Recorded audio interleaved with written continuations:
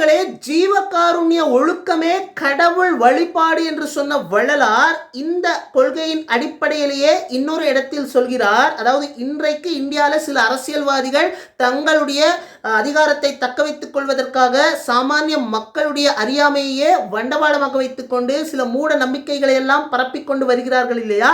இதுக்கெல்லாம் சேர்த்து மூஞ்சில அடிச்ச மாதிரி சொல்லியிருக்கிறாங்க அப்படின்னு தான் சொல்லணும். என்ன சொல்லியிருக்கிறாங்க அப்படின்னா, கங்கையிலே காவேரியிலே 100 முறை மூழ்கி கணக்கற்ற கோயில்களை கால்தேய சுற்றி வெண்கொடிய பல நோன்பு ஏற்றுடலை வருத்தி வேதங்கள் கூறுகின்ற யாகமெல்லாம் செய்து பங்கமிலா வேதியர் கைப்பணம் அள்ளித்தந்து பசுவதனை பூசித்து அதன் கழிவை உண்டு தங்கள் உயிர் மோட்சத்தை அடைவதற்கு முயலும் தயவில்லார், நல்லா கேட்டுக்கோங்க, தயவில்லார் சத்தியமாய், அடிச்சு சொல்றாங்க, தயவில்லார் சத்தியமாய் முக்தி அதை அடையார் என்று சொல்றாங்க வள்ளலார். அதாவது லாஸ்ட் 2 லைன் சொல்றாங்க கேளுங்க, தயவில்லார் சத்தியமாய் முக்தி அதை அடையார்.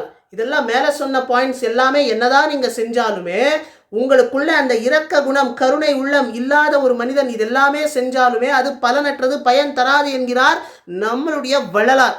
அதுதான் ஷார்ட்டா அவங்க சொல்லியிருக்கிறாங்க. அவங்களுடைய கொள்கையே ஜீவகாருண்ய ஒழுக்கமே கடவுள் வழிபாடு. ஒரு துன்பத்தில் இருக்கிற மனிதர்களை பார்த்து அல்லது பசியால் வாடுகிற மனிதர்களை பார்த்து உனக்குள்ள உன்னால உதவி செய்ய முடியுமோ இல்லையோ, அட்லீஸ்ட் உனக்குள்ள அந்த இரக்க குணம், ஐயோ அவங்க பாவம் கஷ்டப்படுறாங்களே, அவங்க ஒருவேளை சாப்பாடு இல்லாம கஷ்டப்படுறாங்களே அப்படின்ற அந்த இரக்க குணம் உங்களுக்குள்ள வரலை அப்படின்னா நீங்க என்னதான் கடவுள் வழிபாடு செஞ்சாலுமே அது பயனற்றது, பலன் தராது என்கிறார் வள்ளலார்.